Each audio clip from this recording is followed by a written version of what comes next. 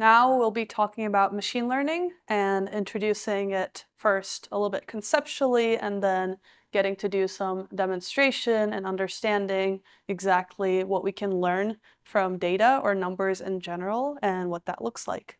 So have you ever come across this type of, so they have some stickers that have that. Maybe a picture, a figure somewhere, maybe a blog post, anything. Maybe you watched a YouTube video. Anybody know what this is? Looks like a neural network. So maybe that's familiar. Maybe you've seen some talks from the Rosetta community, and this is made by and used by people in the Rosetta community. So we're going to start by jumping right into the equations. We're going to talk about different layers and exactly what's happening here. So once we decipher this, you should all be good. So yeah, but what we're going to do is we're going to start from the very sort of basics and go ground up so that we have a solid understanding. And then we're going to introduce some equations, but when it's useful and actually intuitive and allows us to connect different concepts to each other.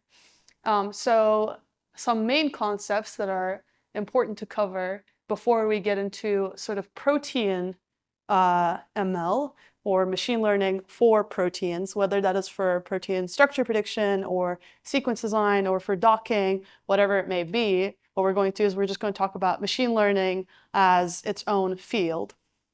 And so some of the main concepts that exist in machine learning that we're going to talk about are loss function. So some type of, let's say that we have some loss function or some cost associated with things. We'll explain what that means, some optimization techniques. So the reason sort of today is placed to be the transition going from PyRosetta to ML is that you have been working on optimization. Just for a different problem, it looks different. You had different tools, but you also grasp the logic behind optimization in general.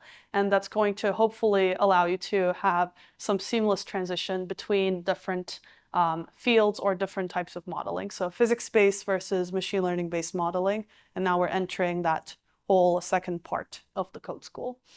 We're going to talk about some other concepts and exactly what happens in training a neural network. So let's just start by looking at some symbols here and talk about what actually machine learning is. So we have some inputs. Let's say that these are just simple shapes. Maybe we have some circles, some stars, and some triangles. And our goal is to figure out what they might be labeled as. So let's say that for circles, they're going to be called 1. Maybe that's their name, and triangles are 3, and stars are 5. And so for every circle, that's our input, we want to be able to predict that to be 1. So whenever I give you a triangle, you would tell me that it's 3.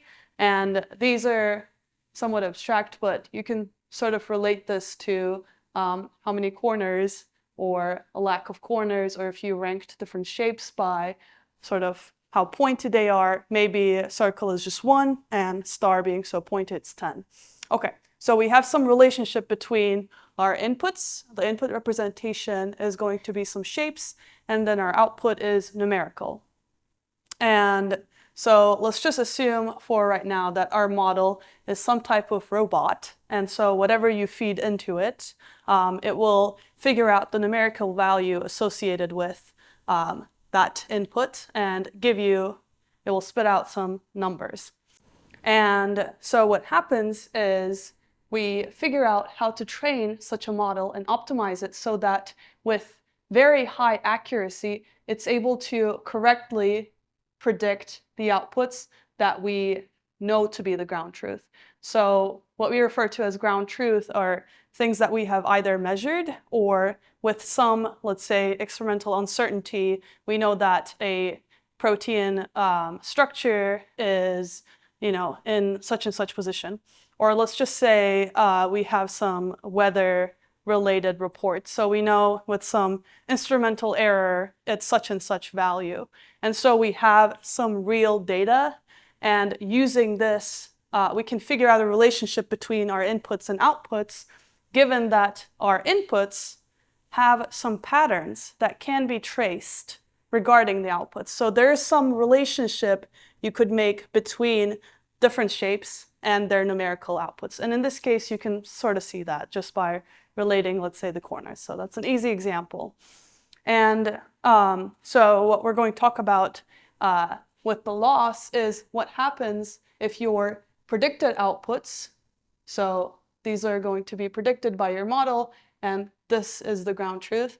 We're going to talk about what happens if your predicted outputs are very far off from what you should have gotten, and how exactly you can sort of correct for that through training, and then figure out the correct model parameters such that more often than not, it's perfectly spot on with the actual outputs, being very close to the ground truth. And we're going to talk about the most basic neural network, and also the most basic layer is called a multi-layer perceptron. So we're going to refer to them as MLPs later in the week, and they do come up very often, and they are used in protein design methods that are based in machine learning. And so the whole concept behind an MLP is that you have your input. So your input could be the shapes, and then obviously you would have some output. So your inputs have some input layer where maybe you're embedding based on whatever shape you had. You just need to pass this through the network. And then after that, you're going to have some hidden layer. Maybe in here, you're making your data sort of multidimensional, or maybe it's already multidimensional, but you're adding more dimensions to figure out and track if there are any patterns, first of all, between different types of inputs, and then from previously predicted outputs and sort of points where the model has failed, is there any relationship that can be learned from just that? And so having a very large, let's say, or very high dimensional hidden layer allows you to see more relationships and have the capacity to learn more relationships, more possibility to map sort of between different types of inputs and different types of input-output relationships. And then you're also going to have some type of output layer. So the whole goal of an output layer is to take the hidden sort of patterns and then convert them into the exact output, let's say shape or format. So in this case, this sort of blue part of it would have to turn it into something numerical. So it would have to relate it back to numbers in some way. Whereas we know that the embedding, so going into the input or sort of having all of your information encoded, has to relate to shape. In this case, it was 2D shapes, but maybe going into the hidden layer, there is some point about trying to construct, let's say, the 3D shape, right? Because you can learn more if you sort of know what a triangle looks like in 2D. But if you can construct prisms, maybe you can relate more information just off of that. Obviously, this isn't exactly how it would go, but to just give you some intuition about what needs to happen and why you need to expand on that information is there is more capacity to observe. And so you're going for a very large, hidden, at least possibility of learning some type of pattern, and then going back into the correct shape or dimension or format to get your output. And so how it basically learns through, let's say, the training stages, or the time that's basically, well, instead of time, let's just say the training episodes, which we're going to refer to as epochs. So through the training epochs, how exactly can your model go from sort of getting the wrong outputs to starting to predict correct ones? Maybe accuracy starts at, let's say, 10% for these shapes. So let's say that it gets something wrong every now and again. It will get some of it right. And then you go through your second epoch, and then it goes through, and then it starts to maybe get to 50% accuracy. And then you keep going until maybe it reaches a point you can't sort of train it to become more accurate. And we're going to talk about exactly what you can learn between epochs and how you would do that, which is going to be the loss function. So here, there are just two examples of what kinds of loss functions people would use in the field. There is so many, especially for proteins or other more biologically relevant applications. It gets very complicated. So for protein structure prediction, you would need to have all sorts of ways of keeping track of structural violation. So that is something that you observed in the physics-based sections. You know what it would look like to have structural violation. You know that it's not good for predicting three-dimensional structures of proteins. So in order to lead to more accurate answers, you would need a loss function that keeps track of everything that could possibly go wrong. But also, you just need to have sort of a teachable moment for the model so that the model itself is able to learn from past mistakes. And so these are just two types of loss functions. This is mean squared error, and we also have cross entropy, or you can have just binary categorical cross entropy, and then based on the ground truth distributions comparison to what you actually predicted, you can start calculating the loss. So in this case, I'm going to give you two examples. And the first one is just going to be basically given an input that's a triangle, and this goes into your model, and then your model has some prediction, and let's say the prediction that was made is 1. And then we know that the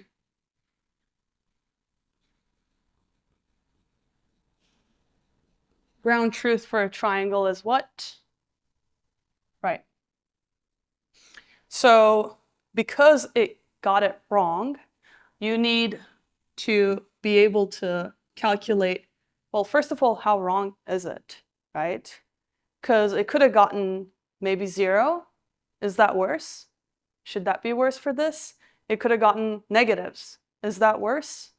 So you need some type of loss that is calculated based on this comparison and sort of to feed it back into the model about how wrong it is currently predicting. And so you can sort of imagine that you'll have a number of possibilities, and depending on your problem, sort of the space for, I guess, how wrong you can be will change. So for proteins, you could have every single atom clash, and so that's entirely wrong. So the loss would be extremely, extremely high. So whenever we talk about optimization or minimization in the context of machine learning, what you're interested in minimizing is your loss. So you want the loss to be as low as possible. And we talked about gradient descent in earlier days, but we can optimize using gradient descent. There is so many different optimization strategies that exist. I will give you some resources to go through, maybe a list or some tutorial. But let's just talk about what happens when we're given. So our whole goal is to improve. Let's go back to our robot. So our whole goal is to improve on the model parameters so that they allow for the correct mapping from input to output. And so in order to figure out exactly, first of all, where to stop and how to optimize on the parameters sort of changing and where to figure out sort of our descent should be or how quickly the descent should be, we have to think about our learning rates. So I'm going to go back through this. So let's say that you're interested in optimizing along this curve. And let's say that you're currently here. And we are always interested in minimizing so that our model becomes more accurate and this loss goes down. And let's say that we're stepping in this direction because that's going to be our descent. But first of all, how far off we're stepping let's say over here, versus its relation to the curve is going to be different. Also, you can think of stepping so quickly that you're skipping through all the possible ways to minimize, and I'm going to skip to how that learning rate looks. So if you were to step through this so quickly and your step size is very, very high, you would be missing out on where you actually have the local minima. So let's just say where your loss minimizes. You go too quickly, you miss it. And then let's take a look at your learning rate being so low that your steps are so small. So you do end up getting to that minimum point. However, doing this is extremely slow. So the optimization here is between doing what you're supposed to do accurately, but also efficiently. And if it was just right, you would still be able to find that lowest point, the minimum point, but you're doing this in a way that doesn't take forever. And let's go back to this. So you're going to have activation functions to sometimes change exactly what signal is fed into the network. And it's possible for your system that using an activation actually makes it easier to learn from your data. We will put this more into context when we talk about proteins, because this all depends on what field you're in, what problem it is. It looks entirely different for theoretical ML versus electrical engineering versus protein engineering. But in general, the goal is, if you just look at this, the idea is at what point should the signal pass? So this is sort of the shape that is allowed or influences behavior based on that. But let's just go and continue talk about other main concepts such as normalization. So when we're doing gradient descent, our goal is to minimize the loss and then sort of figure out what exactly the parameters should be so that the model becomes more accurate. Okay, so that's all clear to us, but in terms of sort of between all of your gradients, exactly how to figure out which one should be either dominating in the update or whether to have a more equal distribution is going to have a lot to do with your final accuracy. So you have different gradients and they're calculated based on essentially stepping through that loss, and then sometimes you have multiple loss functions, sometimes you have multiple terms to your loss function. So what we do for different batches of data is we might normalize across them so that the gradients are not entirely dominated just by one data point. So like if you have one PDB file versus your whole batch is 1,000 PDB files, you normalize such that the effect can somewhat even out before you start updating and then changing the accuracy of the model. Because if only one outlier dominates, then you're going to start running into some problems. So you want to normalize your data. There's multiple ways of normalizing data as well, but probably the easiest for us to discuss right now is batch norm. And we talked about the learning rate. So in here, what you're seeing on the y-axis is the loss. So this is some type of loss calculated. Obviously, we want it to be as low as possible because that just tells us that we're getting very, very close to the ground truth in our predictions. And then at the x-axis here, we have our learning rate. So this is log scale. This is a very low learning rate, and this is a high learning rate. And this is just showing you the relationship between loss and learning rate. So once we're figuring out exactly what learning rate should be used, we're looking at what happens to the loss, because the behavior of this or this x versus y comparison is entirely dependent on your model, what architecture you chose, how you're training it, your data, how much data you have. And so studying this is required almost for any application, but it will just look different. So depending on your problem, right? But for this, let's just take a look at what happens when your learning rate is really small. So when the learning rate was low, we knew that we took a long time to get to that minimum point. And if you look here, this is what happens. So our loss, would you say that it's minimizing? But it's minimizing very slowly. That curve is just, it goes on forever. And we're not really dropping anywhere near zero, are we?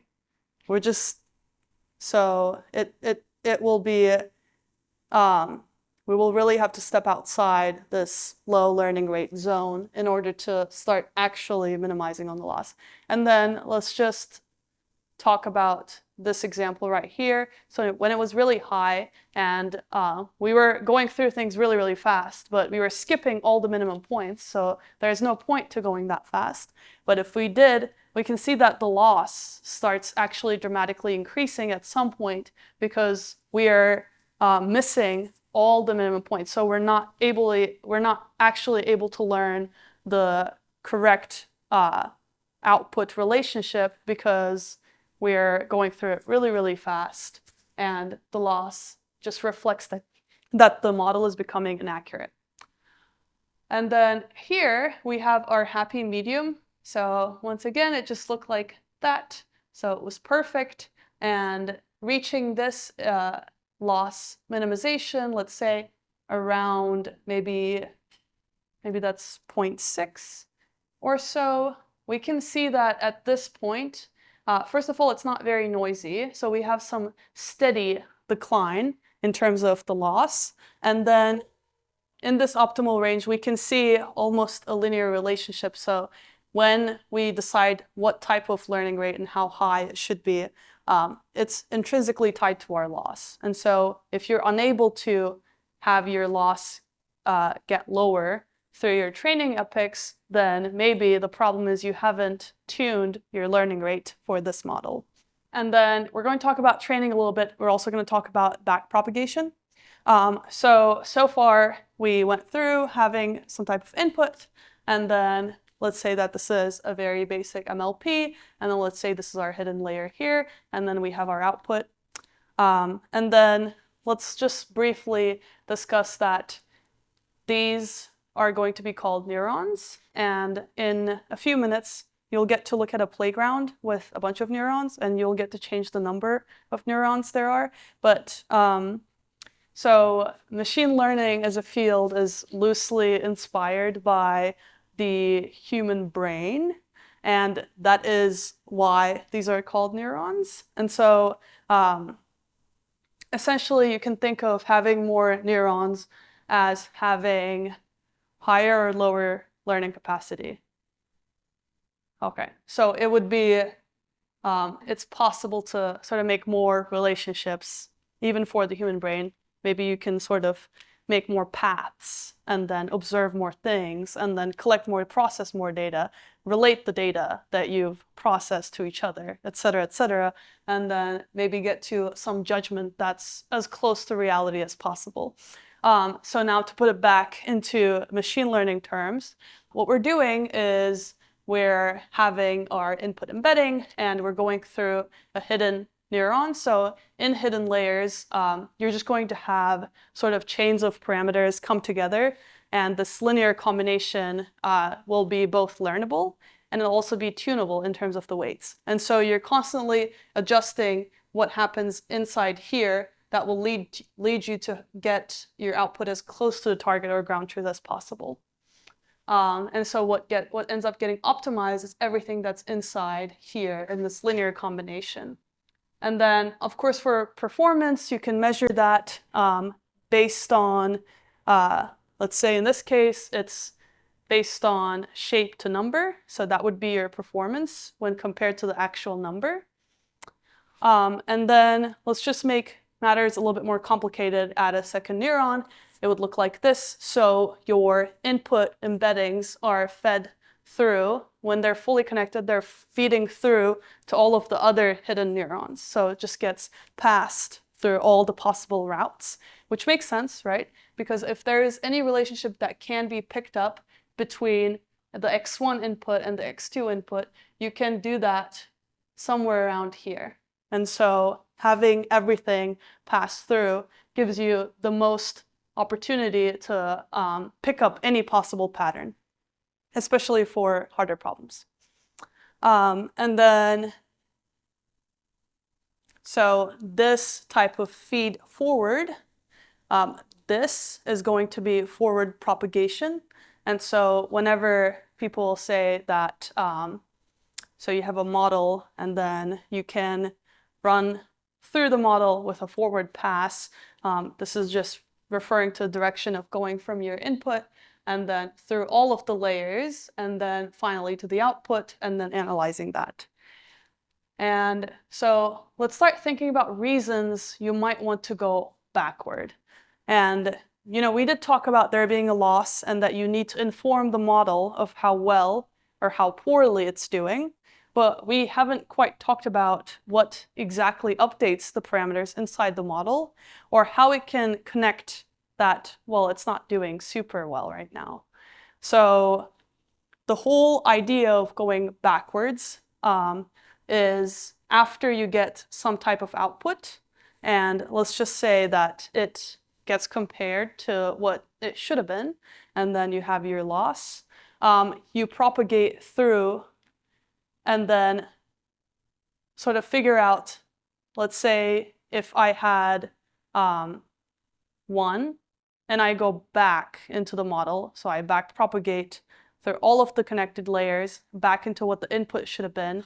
So if it hasn't learned the relationship between a circle and 1, then it will incorrectly sort of list the triangle as the right input when you backpropagate. But if this were to be correct, we know that the correct answer when backpropagated is a circle. And then updating the model of its performance, it sort of looks like this. And especially for one of the machine learning models or one of the methods that we're going to talk about tomorrow, backpropagation really comes into place to repurpose an existing model that does very well in the forward task that we wanted to see how well it could do in the backward task. And so we've taken a look at multi-layer perceptron, and to complicate things even more, you can have many more neurons. You can change how many hidden layers there are. You can change, in general, what we call dropout is you can randomly turn off one of the neurons so that it can't be used to contribute to the final output relationship. And it essentially allows you to control how the model behaves and whether it looks like it's learning too quickly or it becomes inaccurate as some of the epochs go on. You might want to consider adding some extra ways to tune the behavior, and dropout would be one of them. So the whole idea is to collect as much bias as you can and feed all of this through fully until you're able to get to a point where the output starts making sense. And then obviously the weights and the overall bias that you're sort of accumulating and learning, hopefully correctly, is the whole purpose of doing any machine learning. But how do we figure out what weights? We talked about minimization, and this is, again, the connection to Rosetta, and you can have Rosetta's min mover. You've looked at different types of minimization and different movers in Rosetta, so this should connect right away. But essentially, you have a bunch of parameters. So these come to make a linear chain, and that's how you would get to your output point.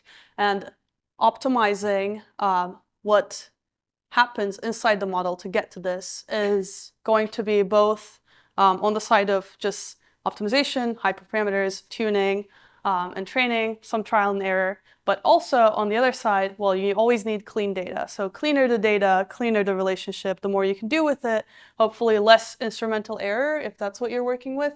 But also, the neural network itself isn't always going to be MLPs at all. So it's going to become very, very complicated. It's hard to know very intuitively for extremely difficult biological challenges, what architecture, what layers, their connectivity, the overall composition, how exactly would make sense, and which one would work best. What change can you have to go from your loss being at whatever it is to maybe 5% lower?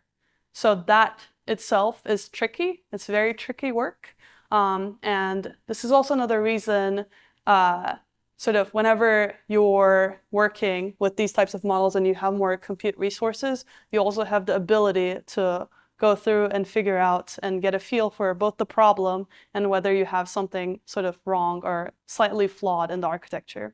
So it takes a lot to sort of get to the parameters that make sense, but it's not all in the optimization of it. It's also just in the general architecture and building of the network.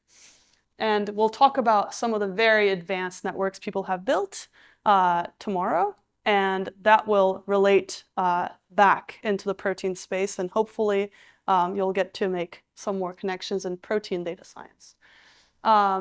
And so we talked about normalizing and learning rate. Maybe you want to do some batch norm, but overall, first, you need to figure out what architecture and what's a good strategy, what's an algorithm, how do you learn something, how do you differentiate things. So right before that, let's do a quick interactive demo. So you're going to search for TensorFlow Playground. And I'm not going to do this with you, but you'll get to play with different types of neurons.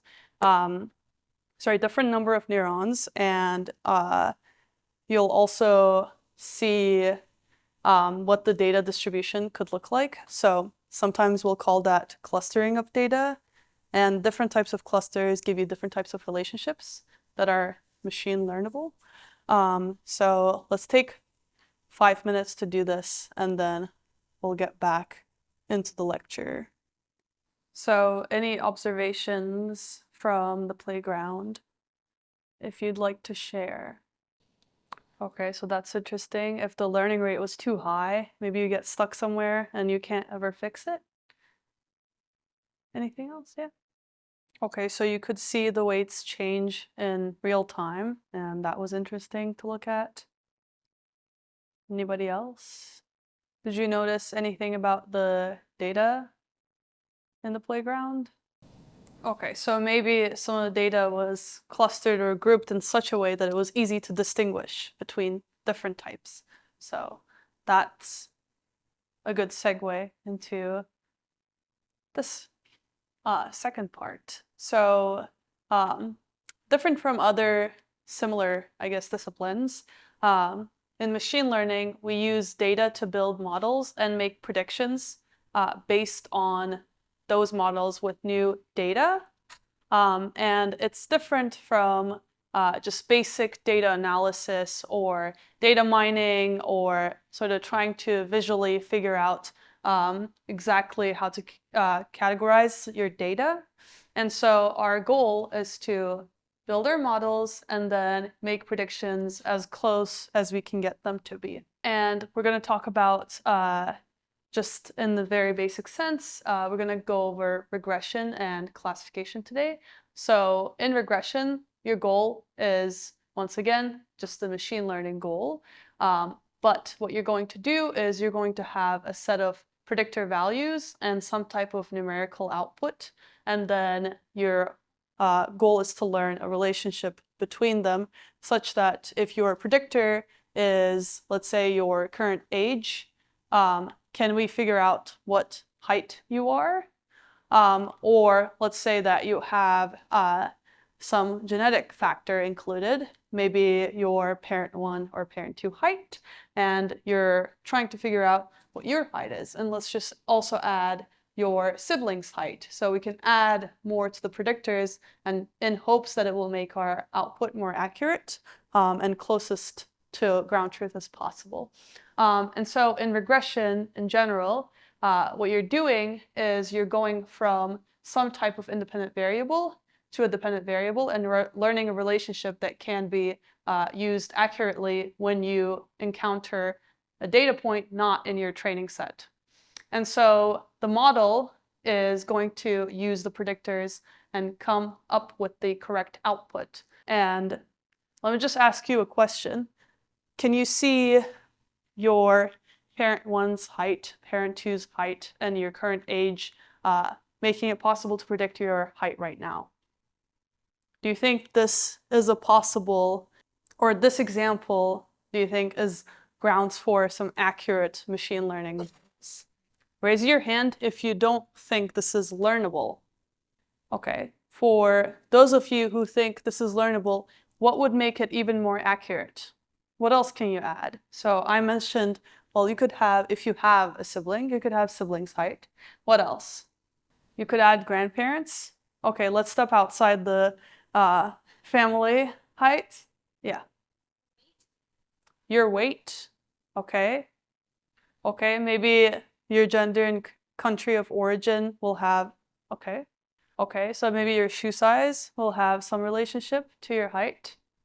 What about types of predictors that are not numerical? So we discussed maybe the country of origin. You know, shoe size is numerical, but what else is maybe not numerical? Yeah. Lifestyle.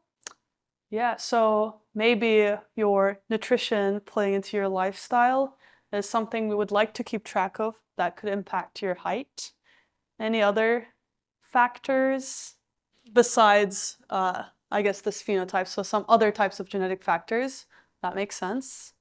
Let's move on into talking about classification. So the juxtaposition between regression and classification sort of being common in machine learning or specifically in supervised machine learning, is that your setup for training is entirely different. So instead of using starting numerical input based on a set of feature values that are either numeric or categorical, your goal is to figure out the correct output value, or what we call a label. And this is different in that you're predicting label for new feature values. So when I give you a new numeric or categorical, let's say, description of data point that wasn't seen in training set, what is the label for it? And some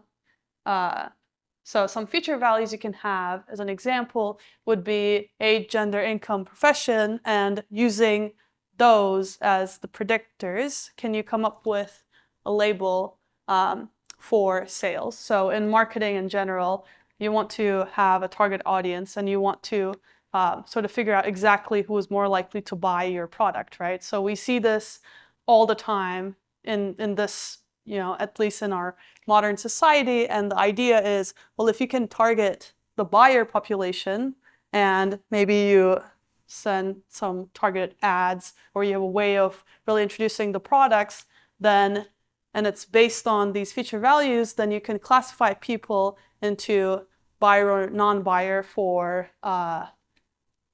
monetary gain.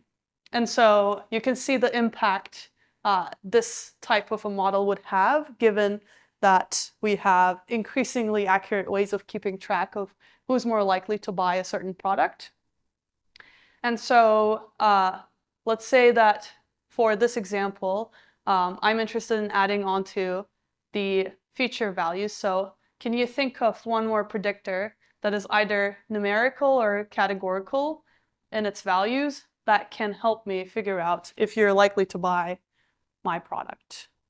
So what's an example that isn't age, gender, income, or profession? Okay, so maybe purchase history. What else? Okay, so maybe your interest in certain topics based on screen time in an app. Sure. Okay, so maybe depending on the location, people need something either for the climate or for a different reason. So that could be very well targeted. And besides that, so when you go to a store, let's say you're shopping for groceries, how do you make your decision that isn't dependent on, let's say, the things that we've already mentioned? Obviously, we're not going to consider it to be a platform. Let's just say you go in, you get what you need, you get out. But obviously your age will impact, first of all, what you're most likely to eat, right? younger people likely eat dino nuggies, whereas older people likely stop doing that. So there's things that we know to discriminate between different age groups and their eating pattern, who eats more, at what age you're likely to have more meals and, require there to be sort of more groceries around. So let's just add on top of these, in your own personal life, what is something that sort of convinces you to buy, let's say, broccoli over cauliflower? What's the decision factor? What's the invisible element? Yeah. Okay, so the price of the item. What else? How you're feeling that way, or what you're feeling that day. And are you more likely to buy things when you're feeling good or bad, if it was a binary spectrum? It depends on the person, right? So your personality also has a lot to do with whether you'd be a buyer or not. So we can't fully categorize people into a very limited number of features because it's not enough to go off of, right? There's more patterns to learn between people in general and sort of features that we can collect from them and whether they would buy something or not. And also sometimes there is some randomness. Maybe it starts raining outside as you're grocery shopping and you no longer want to buy anything. So it can happen. And here are some other examples just to emphasize its impact in modern life. So medical diagnosis. So in actually many institutions, what people try to do is based on MRI scans of either people's different, let's just say it can be based on the brain, some type of brain research. Sometimes at UCSF, I know they do spine surgery, and then they try to collect information in the form of those scans from many patients, some who have possibly a certain phenotype, or there's a certain medical diagnosis they have, and trying to figure out if a healthy individual or somebody who potentially thinks that they should be diagnosed would be determined very effectively that they need that diagnosis. And so this is also important considering that we had a pandemic. And so if you could figure out sort of how to predict who is more likely to be either exposed to COVID-19 or to be impacted by it in a certain way, then you have the potential to help people and predict things before they start happening or they start happening at a severe level. And then there's a lot of spam that goes on, so this is nothing new, but we also have sort of more accurate spam detection, so you can sort of keep your inbox clean. And this is also especially important for fraud detection so that people are sort of not falling for things that are fraudulent. And so we have the capacity to have some protection over maybe even personal information. And then this is just another example where maybe the future values you use are based on exactly which domain. So maybe a certain domain is more likely to be spam. Maybe it depends on the length. So from an email's length, can you tell if it looks like a spam? So compared to a normal email, is spam longer or shorter? So I'll give you my lived experience on this. I think spam emails are either extremely short or extremely long. They're never quite the right length, because no one, for the most part, will send you a subject line as the entire information on the email, and then the rest is maybe like you click and there's a website link. That's it. Or maybe it's a whole story telling you exactly the, such and such happened to this person and you have to contribute to this cause in whatever way. And these are some consequences going into so much depth that it's not real. And so training models that are as accurate as sort of a human who isn't super gullible going through emails is very, very helpful. And also going more into the medical space, the closer we can get to collecting all sorts of data, the closer we can get to helping people and having those advances in healthcare. So there are different types of algorithms that can be used for classification and regression. And even though we went over them, we know that there is some difference in terms of what can be the predictor output. So what is predicted? So with classification, you're going to have a label that you end up sort of predicting and then get as close to the real label. Whereas in regression, if we go back to the example with the height, the idea is to get as close to the correct numerical value.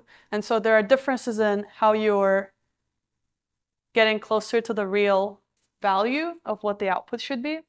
And there's also different ways to tackle this entire problem and use data in different ways. And we're going to talk about k-nearest neighbors as an algorithm, decision trees, and then there are other examples. So we talked about MLPs, which we're going to get to do an example on, but we're going to go into depth for these first two right now. So k-nearest neighbors, also called DNNs, aim to figure out, let's say that you have training example from class 1. So let's say the label here, maybe it should be blue, maybe it should be square. And let's say your training example that belong to class 2 are, let's say the label is red, let's say it's circle. And whenever you're given a test example that is sort of unlabeled in terms of, well, we can see that it's a square, but does it belong to the blue part of things, or does it belong to the red part of things? So the idea is to figure out, well, given a new square, so a new data point, does it belong with the squares or does it belong with the circles? And since this is a very simple example, we can see that it should be this just intuitively, but the idea is to figure out what the distance is between this test example to the closest other example around here. And then you can almost make a distinction. So let's just think there's a vertical line here separating class 1 from class 2. And here's another example. So in this case, our goal is to assign a label to any new data point. And in this case, it's going to be these black plus signs. And then we have some that have class 1 assigned, so they're in red here. I'm sorry if anybody is colorblind, but you're going to have these green circles, and in the discrimination between the X's and O's, whenever you're given a plus sign, are you able to figure out sort of how far away you need to be and how close the two classes are to each other? So in the spiral, the reason you couldn't really get meaningful prediction over that data set is because it's hard to split apart orange from blue. So that was the playground example. And in this case, we tried to come up with other mathematical ways to implement differences and learn on these types of differences. So let's say that you have some data. In this case, we're going to call it I1 and I2. And your goal is to figure out distance between them. So this distance is how we construct the neighborhood and place the neighbors apart from each other and then figure out what class they belong to. So let's put this into example. So our features this time are going to be gender, profession, age, income, and your postal code. And then the goal is going to be, well, our goal is going to be, let's say we have person 1 with features, male, teacher,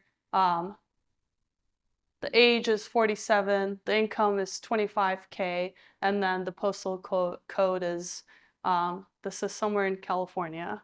So let's say that we're comparing person 1 and person 2 in terms of which one would be the buyer. So buyer versus non-buyer, those are the two labels. So those are the two classes we have. And these features are sort of everything that defines person 1 or person 2, data point 1, data point 2. So if we can take a distance between these two data points based on all of their features, then maybe we can start understanding what makes person 1 a buyer, whereas person 2 is a non-buyer. And then how far you can place them in these very abstract features, but in a way that we can still perform mathematical operations. So our labels, again, we have buyer, non-buyer, and in order to classify person 3, let's say person 3 has some similarity to person 2 in terms of gender. Let's say in terms of profession, person 1 and person 2 have more similarity. Let's say in terms of age, person 3 has more similarity to person louder. And then in terms of income, person 3 has more similarity to, and then in terms of the postal code, more similarity to, right? So this would be the basis of our distance and how to place them far apart enough that given this non-buyer example and the buyer example, we can classify person 3 as accurately as possible.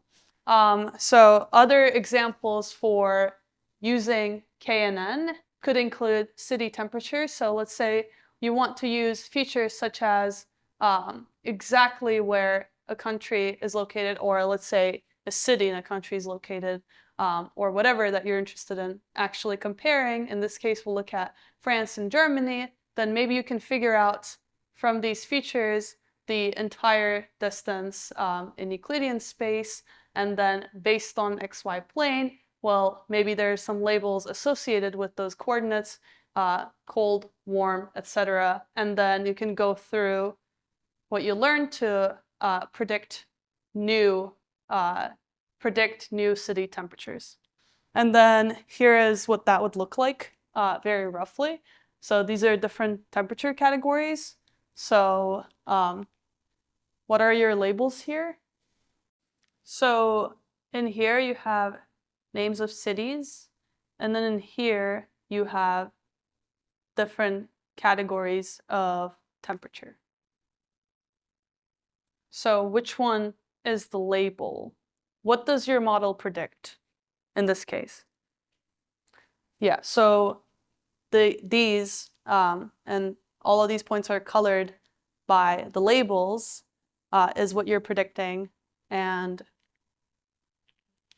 these are basically distances. So this is a way to plot your features against each other, and then you can see as we get further and further away, does it get hotter or colder? So it's a little bit colder here, and then over here it gets warmer and warmer. And so in summary, with KNNs, we can do just enough math that we can distinguish different labels from each other. And then we can learn, given a brand new data point, if it's closer to what we learned with class 1 or class 2. So once again, for real examples, we can consider, well, given symptoms, what would be given symptoms that a person is experiencing, whether we can diagnose that person. And for email spam detection, the idea would be, well, based on maybe how many words there are, what the words look like overall, do they feel closer to real emails? If you had access to analyzing real emails, you could figure out, well, is this spam or a real person? And we can also use KNNs to do regression. So what's the difference between classification and regression once again? Right, so in this case, what we have to predict right here is, all right, I don't remember the example. I think this is for, let's just say how much a person would pay. So let's say that they are both buyers in this case. And based on these features, we're interested in figuring out exactly how much money they would pay for the same product. And so in this case, to sort of figure out the exact numerical value given person 1's features and person 2's features, can we do the same for an untrained example where we have all the features, but we don't know exactly how much they would pay for this? And we can also figure out how to make our KNN sharper, but you'll get to experience that yourself, so we're not going to spoil it. We're going to talk about decision trees so that we can have different ways of organizing and having our data be sort of hierarchically different. So let's see what it looks like to construct a decision tree given data, and then let's see how we can use a decision tree to classify, once again, when we're given a new input that we haven't previously seen. So in decision trees, the idea is to have your nodes be features themselves, and then the edges, which is going to be distance between your two nodes, is going to be the values associated with them. And then the idea is to figure out exactly how you can reach the correct label, where every single feature value essentially leads to one of the two labels. So in this case, let's go down the list of different income brackets. So whenever you're earning a little bit more money, maybe you're more likely to end up being a buyer, unless perhaps your profession is lawyer, in which case it's more likely that you're not a buyer. So if we were to classify all of the data based on our given features, then we could figure out and how to construct a whole tree so that it's informative of when we're given a new person that has values for all of these features, so we can place them going down the tree. And so some potential challenges with building decision trees is figuring out if the training data is able to give you all sorts of categories that you would normally see, first of all, whenever you're given a new input. So it has to cover the ground as much as possible. And besides that, you also have to choose exactly the cutoff for feature values when a person turns from being a non-buyer to a buyer. So in this case, what exact money amount is required for annual income to make the difference between sort of being labeled a buyer versus not? Or what exactly is the cutoff for your, let's say, age or postal code, right? So those thresholds have to be identified accurately for this to be useful, for the decision tree to be useful at all. And then the other obvious problem is that you can have a huge number of possibilities, and you can build that off of just a small number of features and values. And so it's hard to consider all possibilities, and it's also very easy to become very inaccurate really, really quickly. But we talked about one other sort of very basic way of approaching machine learning with deep neural networks, and the most basic unit, once again, being MLPs. The idea is to make some connection. Let's see. So the idea is to make some connection with the input and having more data, so having a massive data set for training will allow for very effective sort of entire model behavior, and at the very end you're going to have really high performance. And you're going to need powerful computing, so compute resources allow you to, first of all, train bigger models, so there's more capacity to learn, but also you can train them for longer, so you can minimize on the loss for longer. Also, whenever you have massive data, you can fit it into the space if you have more space in your compute resources. And then the other part of it is, there is a little bit of intuition to go along with it and some trial and error for you to learn what to do with the model. And so the more availability you have to train different models and alterations on the same model and variations on that theme and slightly tuning this versus that, that will allow you to explore avenues of higher accuracy.